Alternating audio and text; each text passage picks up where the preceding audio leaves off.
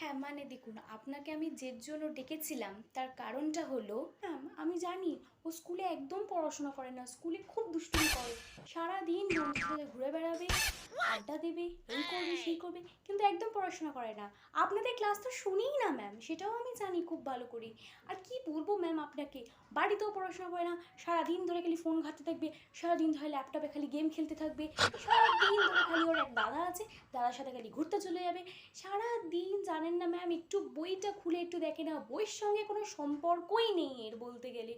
খুব জ্বালায় আছে ম্যাম, আমি খুব ভালো করে জানি, আপনার প্রবলেমটাও বুঝতে পারছি ম্যাম। আপনি কি বলতে চেয়েছেন, আপনি কি বলার জন্য আজ আমাকে ডেকেছেন ম্যাম? কিন্তু আমি কী করবো এই ছেলের সঙ্গে আপনি বলুন তো?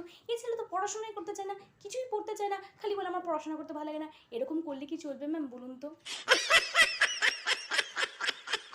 খুবই ভালো। তাহলে তো আপনি সব কিছুই জানেন, আমাকে তো আর নতুন করে কিছু বলার রইলো না। শুধু মার্কসটা হয়তো জানেন না, তাই জন্য ওটার কথা বললেন না। মার্কসটা দেখবেন সব ফেল করেছে, ঠিক আছে? তাহলে সবই যখন জানেন, তাহলে কি একটু ছেলেকে সামলান এবার, কেমন? আমি আসি। নমস্কার।